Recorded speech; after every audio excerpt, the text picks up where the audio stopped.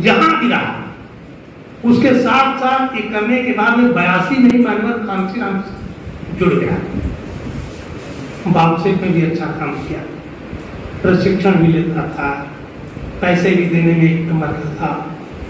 उस समय 89 में जब मानवर कांशीराम जी के और मुलायम की संयुक्त गवर्नमेंट बनी थी, उस समय 89 में मैंने बहुजन चेतना एक पुस्तक भी लिखी थी, वो काफी प्रभावी रही, यादव जी के नाम से, यादव जी के। उस किताब को लोगों ने 100 पेज की तो थी, लेकिन लोग झेराक्स निकाल के प्रचार कर रहे थे। मैं तो 2000 प्रिंट करवाया था, बाद में और प्रिंट हुई, लेकिन लोग झेराक्स निकाल के भेज रहे थे जगह जगह।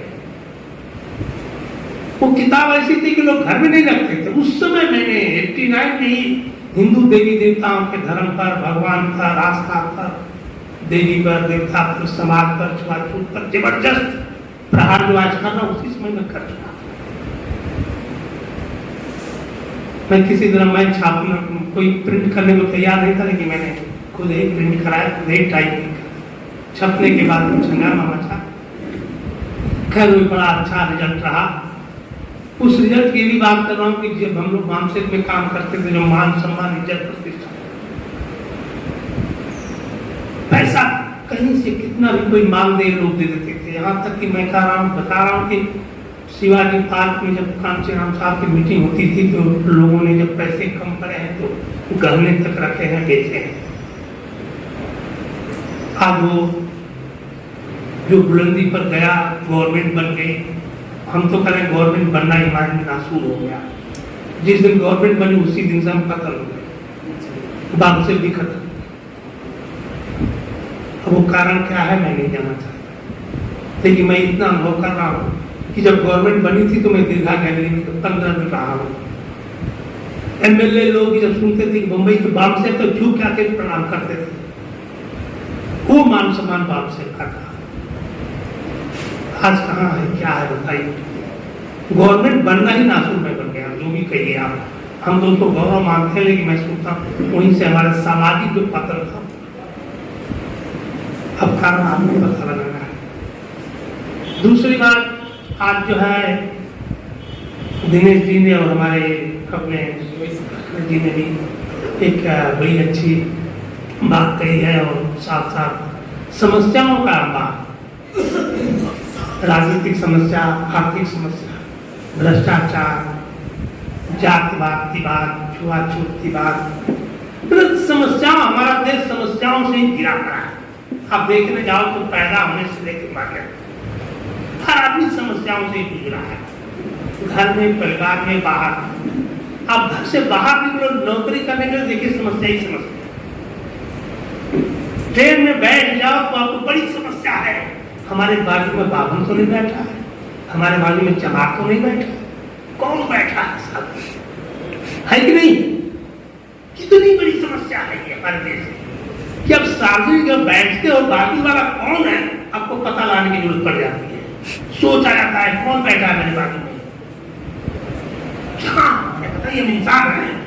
हम तो बड़ी बड़ा दर्द होता है, बड़ा दुख होता है कि भारत के लोग इंसान कब बनेंगे।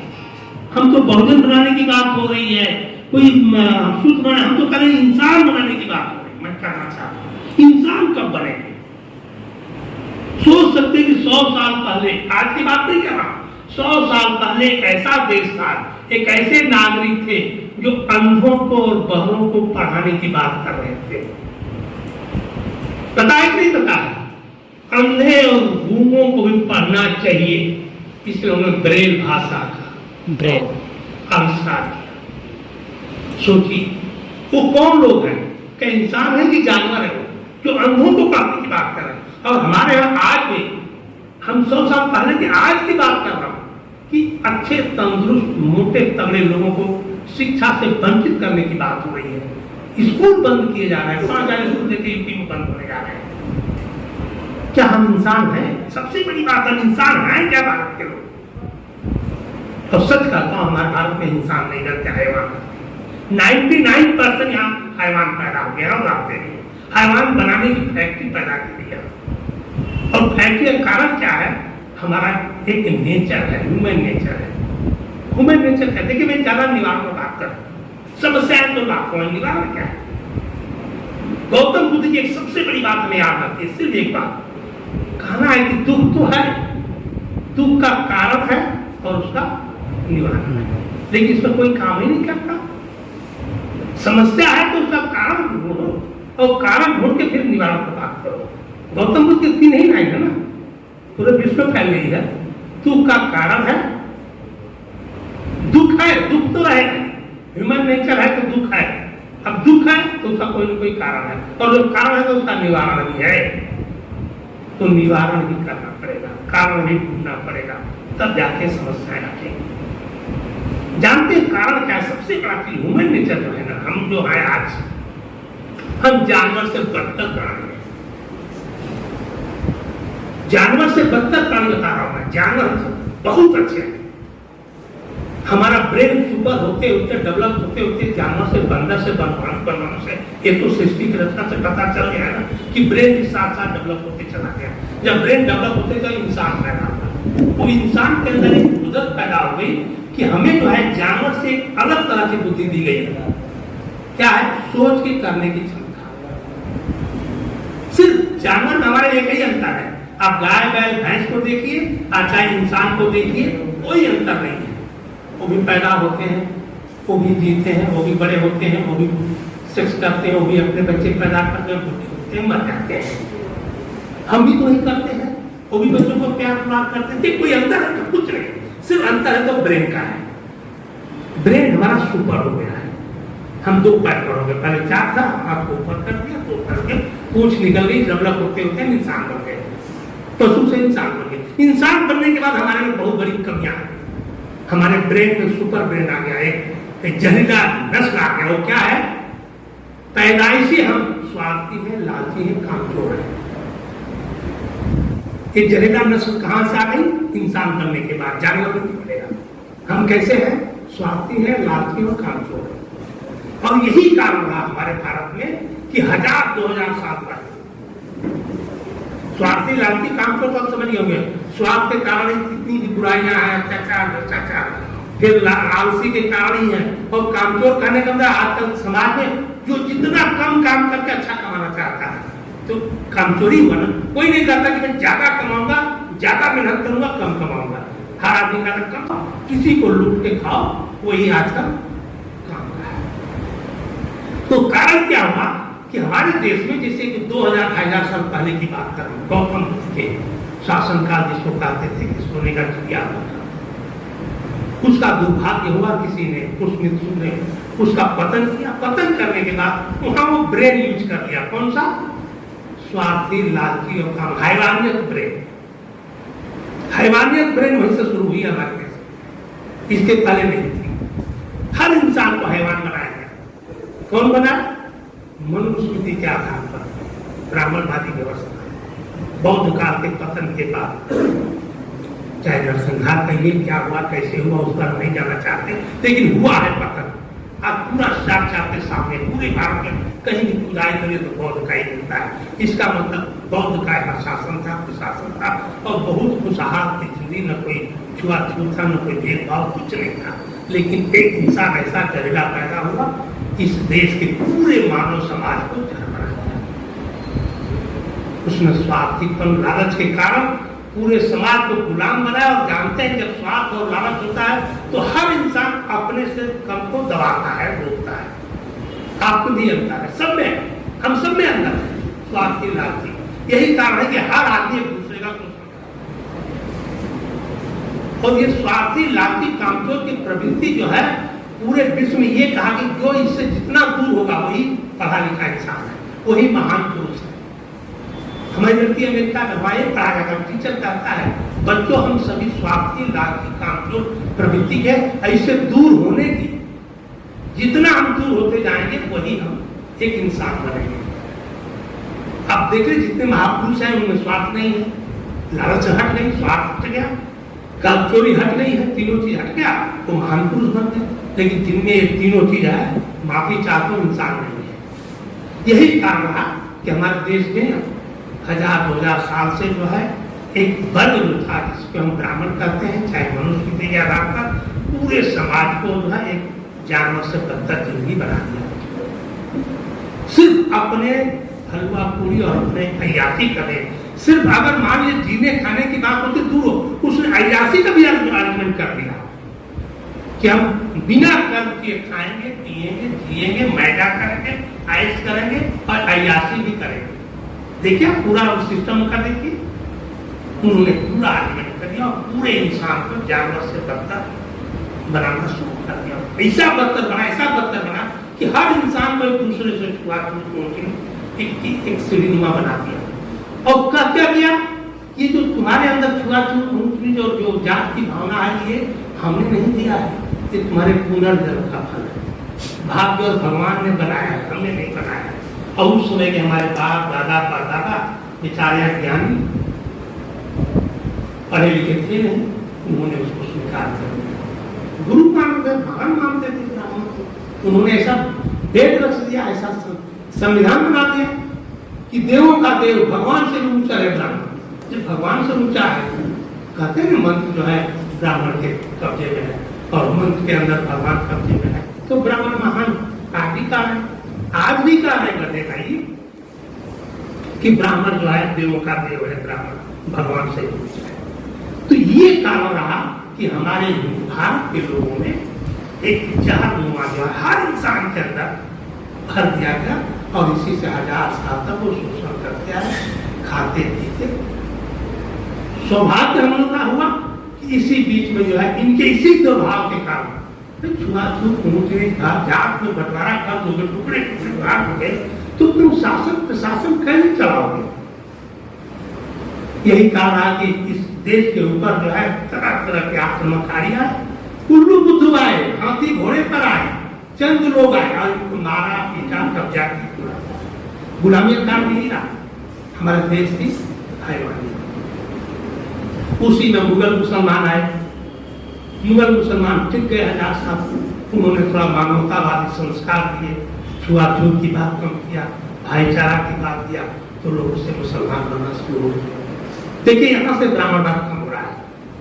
ब्राह्मणवाद चरम पर था 2000 साल पहले, मुगलों के बाद ब्राह्मणवाद का अटैक हुआ। पहला अटैक मुगल मुसलमानों ने किया है, लेकिन मुगल मुसलमानों ने उन्होंने इतनी अच्छी परंपरा में दोनों का एक कहते हैं कि वो गठबंधन, तो हमारा देखो मैं तुम्हारा देखूंगा, तुम शासन चलाओ, लेकिन हमारे जो वर्ण व्यवस्था का अधिकार है उस पर तुम दखल मत दो। ये नीति बनी रही, कुछ सुधार हुआ, भाईचारे का कुछ लोग मुसलमान बन गए, धर्म परिवर्तन हुआ। उसी धर्म परिवर्तन के बाद इन्होंने देखा कि हिंदू धर्म कर रहा है, तो इन्होंने उसी समय जो है राम भाई साहब ने कहा ना कि जातियों को उच्च बनाने के लिए 40 साल लगा है, आर्य समाज पैदा हुआ।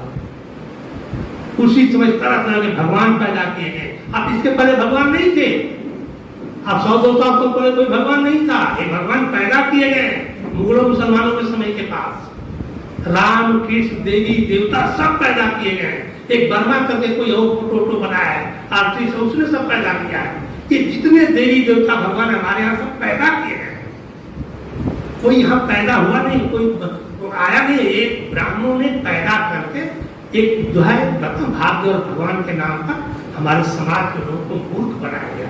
एक ऐसी फैक्ट्री तैयार की गई कि हर इंसान जो है महामूर्ख जाहिल और नपुंसक बन जाए और हम उसके अंदर वही नीति आज राजनीति में चल रही है। अब कोई आप देख ले कोई अंतर जो 2000 साल पहले उन्होंने किया था वही आज फिर से शुरू है। वही चलते मनुस्मृति के लिए कुछ मुगल मुसलमान आए, उसी समय उन्होंने हिंदुओं को एक करने की कोशिश, जब बंटवारा हो गया टुकड़े टुकड़े, तो उसमें जो है जातियों का उत्थान किया उन्होंने। जनेऊ प्रथा, अरे तुम महान है, तुम महान है, तुम महान है। पहले तो ये था कि चमार भंगी भी एक साथ नहीं बैठ सकते थे, खा नहीं सकते थे। कुछ बेटी रोटी का सवाल तो बहुत दूर था। आपके चमार भी 12-13 पूरियां होती थी, उनमें भी छोटा छोटा बड़ा था, उसमें भी ऊंच नीच की भावना थी, हर जात में थी। यादों में 7 पूरी थी, उसमें भी छोटा बड़ा था, सबको बना दिया था, पूरी को भी छोटा बड़ा बना दिया था और कह दिया भाग भगवान ने बनाया, तुम तो महान, और सबको उच्च एक जात से उच्च बना दिया। सब लोग खुश हो गए कि चलो हमारे से तो कोई नीचा है नहीं, हम खुश इसलिए हैं कि चलो हमसे नीचा है ना कोई, वो खुश से चलो हमसे नीचा है ना वो, अब जो सबसे नीचा है वो भी अपने में वो अछूत निकाल के वो भी उच्च बन जाता है। यहाँ उच्च बनने की बहुत बड़ी फैक्ट्री है, उच्चता की मानसिकता। जो सबसे नीचा वो भी उच्च बन जाता है, मालूम उस अपने में ही किसी को जात काट देगा और उसको जात से बहिष्कृत करके अपने को उच्च बनने का खुशी बना, उस दिन ताल ढोल कूद दारू पिएगा, नाचेगा, गाएगा, अरे हमसे भी कोई नीचा। इसी तरह से 6-7 हजार जातियां हो गई। बताइए 6,000 जाति एक इंसान की सेवा करने के लिए 40-50 काम से ज्यादा क्या है बताइए? हम तो इस पर रिसर्च किया, 35-30 से ऊपर जात हो ही नहीं सकती, कितना भी आप काम अलग अलग करा लो, लेकिन 6,000 करते हैं। तभी आप काम से ही जाति बांटे हो ना, तो कितने काम होंगे? 25-30 काम होंगे। आप जाओगे पुरानी व्यवस्था पर, अभी तो 25-30 से ज्यादा नहीं होंगे, लेकिन 6,000 हो गए। ये दुर्भाग्य रहा देश में। इसके बाद फिर मुगलों के बाद जो है, ये भी हम लोग का सौभाग्य है। मैं तो शुक्रगुजार हूँ, फूले ने भी कहा है कि अंग्रेज हमारे लिए भगवान बन गया है।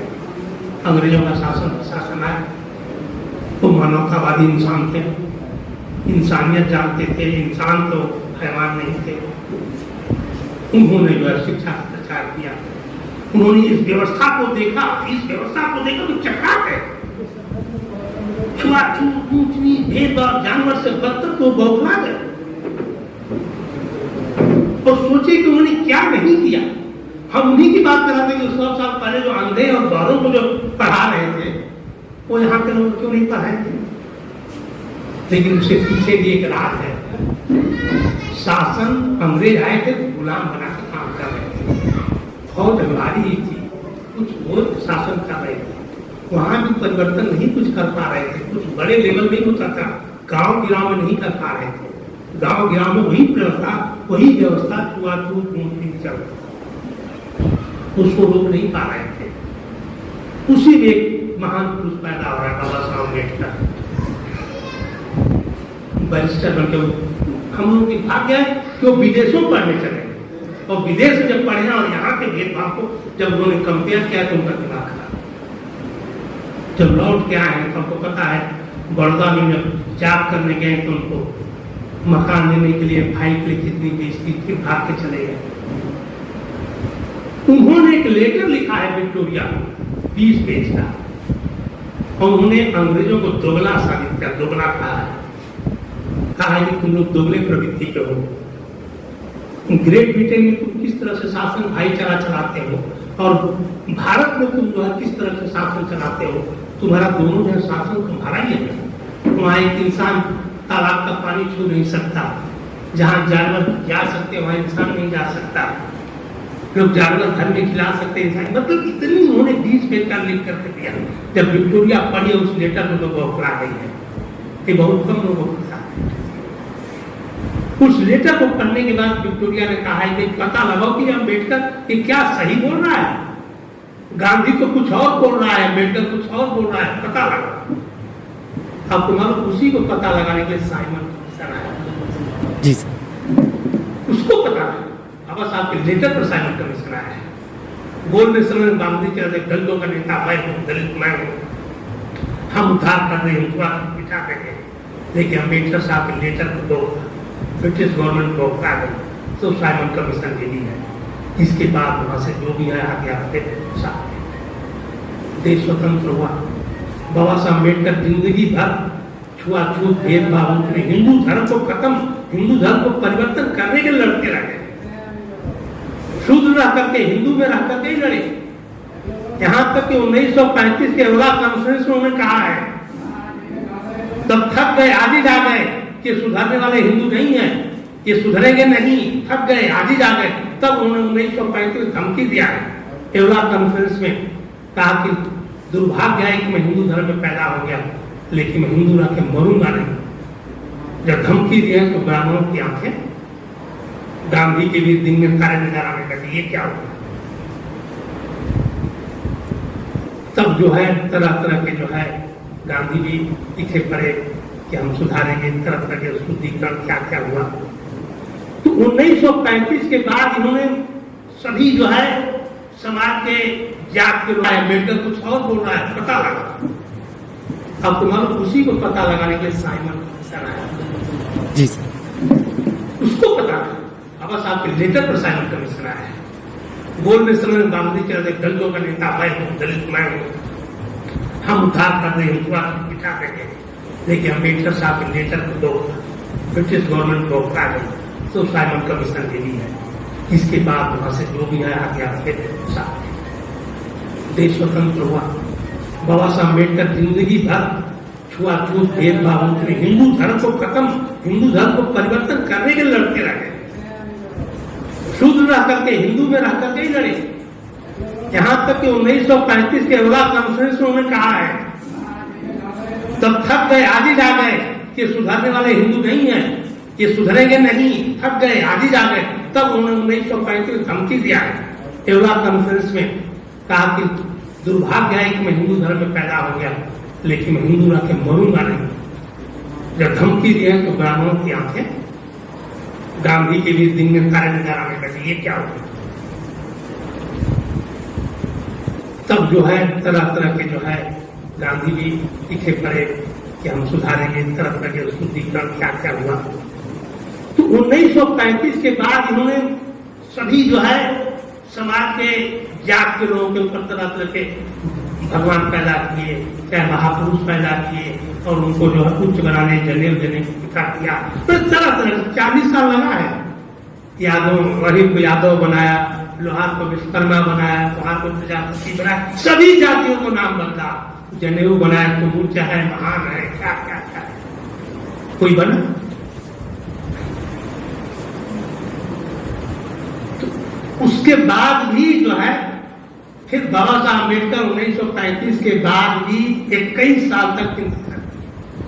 बहुत लोग उनको कहेंगे हमारे पास आ जाओ, हमारे पास आ जाओ, लेकिन बौद्ध धर्म नहीं ग्रहण किया। कब? 1935 धर्म परिवर्तन कब कर रहे हैं? 56। कितने साल इंतजार किया उन्होंने? 21 साल लड़ते रहे गांधी से और ब्राह्मणवादी व्यवस्था, अकेला इंसान। सोचिए, स्वतंत्रता के बाद भी लड़ा। कुछ लोग हमसे कहते हैं कि तुम सूत्र क्यों लिखता है, हम उस पर बात कर रहे हैं। बाबा साहब उस समय तो सुधरित थे, लोग नहीं ना कहे कि हम बौद्ध हैं चाहे हम हिंदू नहीं हैं। हिंदू वाकई काम कर रहे थे, हिंदू ही थे ना, 56 तक तो हिंदू थे, तभी तो बौद्ध बने। हिंदू में शूद्र रखे थे, अति शूद्र, जिनको अपना गुरु माना उन्होंने, फूले को और साहू जी महाराज को उन्हें गुरु भी माना है। तो ये मैं बता रहा था कि 1956 में, इसके बाद भी बता रहा हूं उनका संघर्ष देखिए कि 56 के बाद भी उन्होंने संविधान में आर्टिकल देके मरे। संविधान में जात पात के जो छुआछूत भेदभाव, हिंदू धर्म के वर्ण व्यवस्था को खत्म करने का प्रावधान देके गए। हमारे देश का संविधान विश्व में सबसे महान है, जानते हैं क्यों? क्यों विश्व में सबसे महान भारत का संविधान माना जाता है? उसके सिर्फ 2 कारण है। एक तो यह है कि विश्व के जितने संविधान है सिर्फ एडमिनिस्ट्रेटिव मैटर पर काम करते हैं, एडमिनिस्ट्रेटिव मैटर पर लिखा है, शासन प्रशासन चलाने के लिए संविधान बना है। देखिए हमारे देश का संविधान जो है शासन प्रशासन के साथ साथ आपको सामाजिक व्यवस्था कैसी होगी, हिंदू मुस्लिम सिख ईसाई कैसे रहेंगे, उनमें भाईचारा कैसे रहेगा, शादी ब्याह कैसे होगा, कोर्ट में उसका भी उन्होंने प्रावधान दिया है। ये कहीं भी विश्व के धर्म में नहीं है, संविधान में नहीं है। आर्टिकल 30 में ज्यादा नहीं 2 बात लिखा देना चाहता हूँ ना, संघर्ष में वो हमको छिपाया जा रहा है, कोई बताता भी नहीं, न पढ़ाया जाता है, न लिखा जाता है, न समझाया जाता है, न हम बताते हैं किसी को। आर्टिकल 30 कहता है 26 जनवरी 1900, उन्होंने एक चीज और कहा है, संविधान को प्रस्तुति करते समय उन्होंने कहा है संविधान सभा में कि मैं आज जो संविधान दे रहा हूं, आज हमारा समाज 2 राहें पर चलेगा। एक तो जो सामाजिक व्यवस्था हजारों साल से चली आ रही है वो भी बरकरार है, क्योंकि ब्लड के हार्मोन से चली गई है, और जो मैं आज संविधान दे रहा हूं इस पर भी लागू होगा, इस पर भी चलना पड़ेगा। संवैधानिक है, वैधानिक है और जरूरी है। जरूर उन्होंने यही कहा है कि अगर अच्छे हाथ में संविधान गया तब तो ये अच्छा संविधान साबित होगा, गलत हाथ में गया तो ये गलत संविधान साबित होगा। कुछ दिन तक कांग्रेस में था तो कुछ तक 10% 20% अच्छा था, लेकिन अब तो सैतानों के हाथ में आ गया है तो संविधान पूरा गलत हो जाएगा, गलत है उनके निगाहों में, तो गलत है। 26 जनवरी 1950 के बाद उन्हें आर्टिकल 13 लिखा है कि आज के बाद कोई भी परंपरा, रीत रिवाज, सांस्कृतिक कार्यक्रम, जात पात जो भी है, अगर वो छुआछूत ऊंच नीच की भावना से है तो ध्वस्त कर दिया गया है। और उसमें मालूम उसको प्रोटेक्ट उन्होंने किया है। तो उसके नीचे एक आर्टिकल है संदर्भ कि कोई कितनी भी ताकतवर सरकार आ जाएगी, इसको फिर से नहीं ला सकती। प्रोटेक्ट किया उन्होंने। बताइए कितने बात उन्होंने हिंदू धर्म को सुधारने के लिए करते रहे। लेकिन हमारे यहाँ के जाहिल लोग हैं जो करण 1000 साल से ये जाहिलीपन जो हमारे, हम शूद्रों को भी जान बोलता हूँ, हमारे शूद्रों का भी दोष उसमें है। जब सब कुछ सामने दिख रहा है, पूरा मामला दिख रहा है, आपको समता समानता बंधुत्व का संविधान है, पूरे विश्व में हम जा रहे हैं, आ रहे हैं, विश्व के लोग यहाँ आ रहे हैं, हम भी विश्व में जा रहे हैं, तब भी तुम्हारी आंखें क्यों नहीं खुल रही है? एक इंसान इतना संघर्ष करते करते करते करते अपने परिवार को क्या क्या बलिदान कर दिया, और आप तुम जो है उन्हीं की बातों को नहीं मान रहे। आपको बताओ मुझे बहुत तकलीफ है, भाई साहब कारण है जैसे कि इनकी एक और तकलीफ है कि आप हमारी बातों को नहीं मानते। आपकी बातों को बहुजन रखोगे तो नहीं मानेंगे, शुद्ध रखोगे तो नहीं मानोगे। अभी जाटव मीटिंग बुला दो तो आ जाएंगे, जाटव यादव मीटिंग बुला सब आ जाएंगे, लेकिन शुद्ध की मीटिंग बुला तो कुछ नहीं है। ये तकलीफ है। हम जाति में, वर्चस्व में, आत्मसम्मान में अपने अपने गुट बना के बैठे हुए कहते हैं कि नहीं आते। बाबा साहब अम्बेडकर की बात कर रहा हूं, ये तो आपको दिख गया कि विश्व के हमारे देश के सबसे पढ़े लिखे विद्वान थे, लेकिन उन्हीं के जात के सिर्फ 24% महाराष्ट्र में एससी शेड्यूल कास्ट है। हम आदिवासी की बात नहीं कर रहा हूं, शेड्यूल कास्ट का 24%, 4% जो उनकी पूरी के थे महार से बाबा साहब को फॉलो किया, वही बौद्ध बना, वही उनका झंडा बैनर डंडा जो भी खाया, पीटा मार खाया, सिर्फ महार। वहां का जवाब आपके मातंग और वो आज भी कट्टर हिंदू है। 1% के भी बौद्ध नहीं बना है, और जय भीम नहीं बोलता है महाराष्ट्र का, कट्टर हिंदू है। ब्राह्मण से ज्यादा हिंदू वहां का चमार है। चमार कोई भाई मन से बोल दे जय भीम तो उसको मार देते। ये हालत आज भी देश क्यों नहीं सुन रहा? इनका दुख तो मैं बात कर रहा हूं। कितना आप सोचिए, कितना तकलीफ बाबा साहब को होगी, उन्हीं का सवाल में बच सकते हैं। हमारे साथ भी इसलिए हमारे यादव भाई हमारा साथ नहीं देते हैं। तो ये विडंबना जो है हमारे, अब कारण क्या है मालूम है? कारण बता दिया। एक से दो कारण पे रिसर्च किया। एक तो ये है कि हमें अपने आप में थोड़ा सा, पहले हमको अछूत कहा जाता था, खाने पीने को नहीं मिलता था, झूठे पर क्या क्या मनुष्य थे ना। उसके बाद जब संविधान आ गया, अंग्रेज आ गए, तो हमें जो है कुछ मान सम्मान इज्जत प्रतिष्ठा मिल गई। बुरा मत मानिए, मिले कि नहीं मिली? 200 साल पुरानी स्थिति तो हम नहीं है ना, उससे तो हम अच्छे हैं कि नहीं है? भले लाभ खा रहे हैं, दूध पी रहे हैं, दूध छिड़के जा रहे हैं, वो भी बर्दाश्त कर रहे हैं, लेकिन 200 साल पहले से अच्छी व्यवस्था है, तब भी अच्छी व्यवस्था है, उसमें हम भाग हैं, उसमें हम पूछ रहे हैं। क्यों हम जाए इनके पास? हम तो संपन्न है, हमारे बच्चे नौकरी कर रहे हैं, हमारा IAS हो गए, IPS हो गए, हमारे संस्कार है, बंगला है, हम क्यों दिनेश की बात माने? मस्त है, हमारा ऐसे ही चलेगा। हम 20-25 साल 50 साल पूरी लाइफ इतना कमा कर रखते कि हमारे बच्चे तैयारी करेंगे। ये इसलिए हम जो है मिशन की बात नहीं करते हैं, भाईचारा की बात नहीं करते, एक दूसरे से मिलने की बात नहीं करते, और वही बोलो ना, हम जाते हो बटे गए टुकड़े टुकड़े टुकड़े। कांसीराम ने कितना मेहनत किया भोजन बनाने का, बनाया भी, सफलता भी पाई, लेकिन उसका एक निगेटिव फैक्टर भी सामने आते हैं। वही जात के लोग तरह तरह की पार्टी बना करके वही बहुजन का विरोध कर रहे हैं। हर जात की पार्टियां बन रही है, आप देख लीजिए, वहां यहां भी हो सकता है। ये बहुत बड़ा दुर्भाग्य है। अब अंतर क्या रहा है? वो ब्राह्मण और क्षत्रिय वैश्य क्यों संपन्न है, क्यों सफल है 3%, 5%, हम 85% लोग क्यों नहीं सफल है? इसके भी कारण भी जानना। उनमें भी छुआछूत था, यहां तक कि हम नहीं कह रहे हैं, वो एक शंकराचार्य है ना, दिव्यांग कहता है कि त्रिवेणी बावन ये बावन हम अछूत थे, उनके यहाँ खाना नहीं खाते। सही है, हमारे बचपन में देखा हूँ कि जो ब्राह्मण शादी विवाह कराता था और जो ब्राह्मण मरने के बाद क्रियाक्रम करता था उसमें छुआछूत की भावना थी, बहन बेटी का रिश्ता नहीं था। लेकिन आज एक हो गए हैं परिस्थितियों को देख कर, जातियां उनमें भी थी, सब एक हो गए, वो जात को बड़ बना दिया। देखा आपने कागज में क्षत्रियों में भी हजारों जातियां थी, यहाँ तक कि जो राजस्थान का क्षत्रिय वहां का क्षत्रिय दूसरे पैसे भी एक हो गए, उन्होंने जात को बड़ बना दिया और हम जो है जाति में बढ़ते जा रहे हैं। उसका कारण क्या है सुनिए अभी। इसके लिए मैं ब्राह्मणों को उनको दोष नहीं देता हूं, दोष हमारा है, सिर्फ शूद्रों का दोष है। जो भी व्यवस्था घट रही है, मैं कभी कभी कहता क्यों कि लाखों के भूत बातों से ही, लाखों के भूत बातों से नहीं मानते। जब मार पड़ती देखा आपने पूरे यादव बहुत का गया, अरे कितनी मार पड़ती थी, अब तुम्हारे इटावा मार पड़ती तो बहुत आ गया। किसी गांव में मध्य प्रदेश में पड़ती तो कुछ नहीं करती, चुप साइलेंस हो गए। जब देखे कि हमारे घर में हो गया तो बहुत राहत आ गई आपको। एक और आपके देखा मैं यहाँ का झांसी का एक इंस्पेक्टर था, जब उसको सस्पेंड किया गया तब उसको आगे नहीं समझ के किया गया तो उसने देवी देवता भगवान को फेंकते घर से, बोला मैं तो बहुत हो गया, लाभ पड़ी तो बहुत, इससे पहले कहते तो कुछ नहीं, सुनता ही नहीं था। गलत बोलो सही बोल रहा हूं, तो क्यों नहीं पहले सुन लेते हो, क्यों लाभ का इंतजार करते हो? पहले सुन लो भैया, लातों से पहले बातों से मान जाओ। मैं बार बार कहता हूं कि हमारे अम्बेडकरवादी बातों को मानो, नहीं तो तुम लाभ से मानोगे।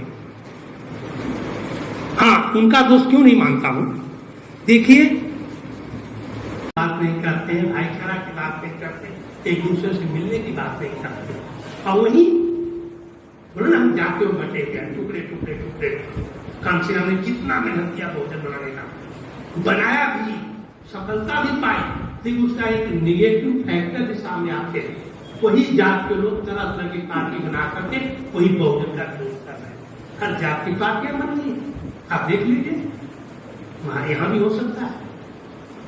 ये बहुत बड़ा दुर्भाग्य है। अब अंतर क्या रहा है, वो ब्राह्मण और क्षत्रिय वैश्य क्यों संपन्न है, क्यों सफल है 3% 5%, हम 85% लोग क्यों नहीं सफल है, इसके भी कारण भी जानना।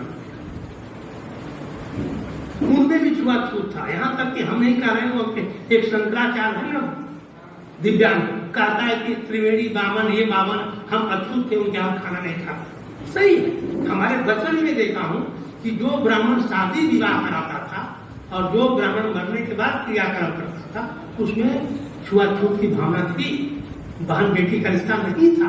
लेकिन आज एक हो गए हैं परिस्थितियों को देख कर, जातियां उनमें भी थी, सब एक हो गए, वो जात को बड़ बना दिया।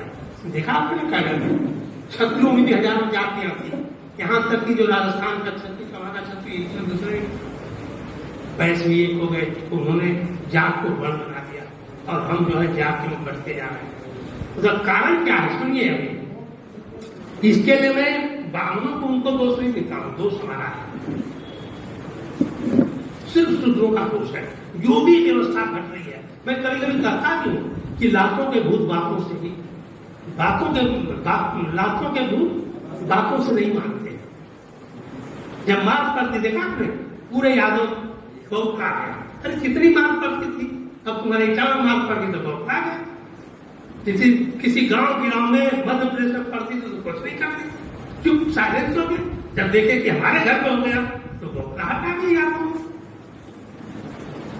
एक और आपके देखा मैं यहाँ का झांसी का एक इंस्पेक्टर था, जब उसको सस्पेंड किया गया तब उसको आगे नहीं समझ के किया गया तो उसने देवी देवता भगवान को फेंकते घर से, बोला मैं तो बहुत हो गया, लाभ पड़ी तो बहुत, इससे पहले कहते तो कुछ नहीं, सुनता ही नहीं था। गलत बोलो सही बोल रहा हूं, तो क्यों नहीं पहले सुन लेते हो, क्यों लाभ का इंतजार करते हो? पहले सुन लो भैया, लातों से पहले बातों से मान जाओ। मैं बार बार कहता हूं कि हमारे अम्बेडकरवादी बातों को मानो, नहीं तो तुम लाभ से मानोगे। हाँ, उनका दोष क्यों नहीं मानता हूं, देखिए आपको ब्राह्मणों का वर्चस्व, अब हम ब्राह्मणों की बात आती है, आप जैसे हैं, मान लीजिए आप ही ब्राह्मण हो गए, 1000 साल पहले क्या वर्चस्व आपका था ब्राह्मण का? छत्रपति शिवाजी महाराज छत्रपति बन गए ना। अधना ब्राह्मण का दिया तुम शूद्र है, राजाभिषेक नहीं हो सकता। शिवाजी मान गए, क्यों नहीं कत्ल कर दिया? कत्ल करना आज कर देगा नहीं कर देगा? आज हो रहा है कि नहीं हो रहा है कत्ल? शिवाजी ने क्यों नहीं किया? उस ब्राह्मण का कत्ल करना चाहिए था कि नहीं करना चाहिए था? क्यों नहीं किया? डर था, मानसिक बुरा। ताकत तो तलवार में थी लेकिन दिमाग में डर। ब्राह्मण को अगर कुछ कर दूंगा तो अधर्म हो जाएगा, पाप हो जाएगा, मेरा सर्वनाश हो जाएगा, ये डर उनके अंदर भी, ये वर्चस्व था। अरे भगवान रामचंद्र जी ने सैया पर जाने से पहले पूजे विप्रपद किए निज बस नहीं। रामचरित मानस में लिखा है कि अदना ब्राह्मण का किसी का भी रामचंद्र जी सैया पर जाने से पहले पैर पड़ते थे, पूछते थे, तब नींद आती थी। ये ब्राह्मण का वर्चस्व था। स्वतंत्र भारत में डॉक्टर राजेंद्र प्रसाद जब राष्ट्रपति बनाए गए हैं तो पंडितों ने कह दिया काशी के तुम शूद्र हो, राष्ट्रपति नहीं बन सकते। नेहरू ने मध्यस्थता किया, 181 के ब्राह्मणों को पैर धोया है, पिया है, शुद्ध हुआ है तो राष्ट्रपति बना। वो भी कौन था? कायस्थ जात का था। चमार और जाटा और भंगी कहाँ के हैं मूलिया? ये वर्चस्व था। अभी देखिए, अभी मुर्मू जी की बात नहीं ज्यादा बोलूंगा, रामनाथ कोविंद को भी आपने देख रहा है, मंदिर में जाने को रोका गया। उनको कहा गया कि हमने देखा है वीडियो, रामनाथ कोविंद राष्ट्रपति हैं, उनको कहा जा रहा है एक ब्राह्मण कुर्सी में बैठा है, गाय पैर छुओ, वो वीडियो है। आप बताइए कि उनका जब इतना बड़ा वर्चस्व था, जब मुगलों ने खत्म किया, अंग्रेजों ने खत्म किया, कुछ बाबा साहब ने खत्म किया संविधान के जरिए, तो बौखलाहट उनमें होगी कि हमें होगी? उनमें ज्यादा होगी कि नहीं होगी? आप करोड़पति बन जाओगे तो लखपति बनना चाहोगे? गरीब बन जाओगे तो त्रासदी है कि नहीं है? ये ब्राह्मणों के लिए हमारे देश में त्रासदी है। उनके वर्चस्व को खतरा हो गया, पूरा पूरा डूब गया, तो उनकी त्रासदी। और एक इंसान की त्रासदी होती है, एक आदमी गरीब होता है तो भूल जाता है फिर से, लेकिन पूरा समाज जब त्रासदी होता है तो एकजुट हो जाता है। तो ब्राह्मणों के पूरे समाज की त्रासदी थी, उनका वर्चस्व गया था, इसलिए सब एकजुट हो गए। 100-150 साल से रात दिन अंडरग्राउंड होकर के कांग्रेस के स्लीपर सेल बन के अपना काम कर रहे थे। करते करते करते आज उनको मौका मिला है तो आपको कभी मुंह से छिड़क रहे हैं, कभी लाठी से मार रहे हैं, कभी डंडे से मार रहे हैं, अपने वर्चस्व को फिर से ला रहे हो। क्या गलत कर रहे हैं? हम मूर्ख बने हैं ना। क्यों मूर्ख हैं? वो अपने वर्चस्व को लाना चाहते हैं, फिर से मनुस्मृति लाना चाहते हैं, और उनका मिशन है। ये गवर्नमेंट, आप देखिए 8 साल से ये गवर्नमेंट ने क्या काम किया आपको बताइए? कोई यूनिवर्सिटी खोला, कोई अस्पताल चलाया? अरे कोरोना काल में पूरे विश्व में अस्पताल खुल रहा था, हमारे यहाँ मंदिर बन रहा था। 400 करोड़ जो है कुंभ मेला में, कभी कांवड़ यात्रा में, ये खर्च कहाँ किसके लिए हो रहा है? सिर्फ और सिर्फ ब्राह्मणवाद को बढ़ाने के लिए। तो ब्राह्मण, इस समय हमारा देश का शासन प्रशासन सिर्फ एक ही मिशन पर काम कर रहा है, ब्राह्मण और ब्राह्मणवाद के वर्चस्व को बढ़ाओ, और दूसरा कुछ काम मत करो। और जब ब्राह्मणवाद के वर्चस्व को बढ़ाओगे तो लोगों को शिक्षा विहीन करोगे, गरीब बनाओगे। ये ऐसा देश है कि जहां इंसान को, लोकतंत्र का देश बता रहा हूं, लोकतंत्र में ऐसा देश है जो इंसान को गरीब बनाने की सोच रहा है, जाहिल बनाने की सोच रहा है, अपंग बनाने की सोच रहा है, और जितना लाचार बेसहारा रहेगा उतना ही हमारा देश खुशहाल रहेगा। ये हमारे देश का दुर्भाग्य है। तो अब देखिए, सोचना हम लोगों को है।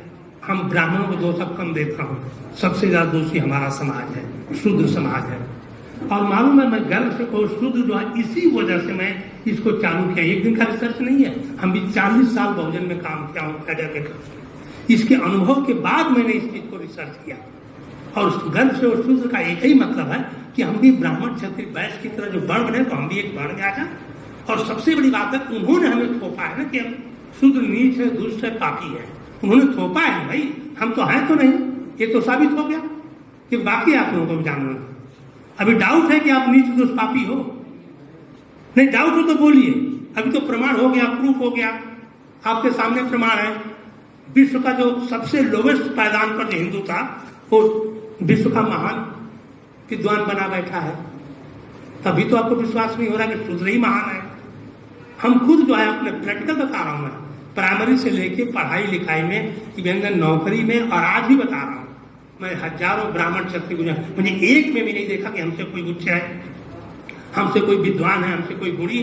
तो मैं कैसे मानूं कि मैं शुद्ध हूं तो नीच हूं? मैं तो नहीं मान सकता ना। तो आप में भी आना चाहिए।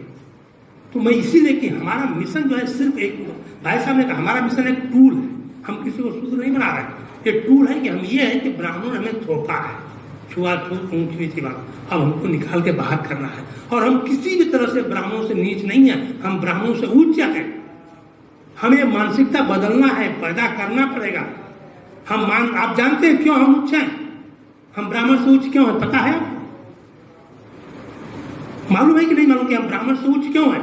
शूद्र महान है ब्राह्मण से, क्योंकि ब्राह्मणों ने सदियों से, हजारों, लाखों, करोड़ों इस देश का रिसर्च रहा है, आपको आविष्कार रहा है, कहीं 1% का विद्या में योगदान नहीं है।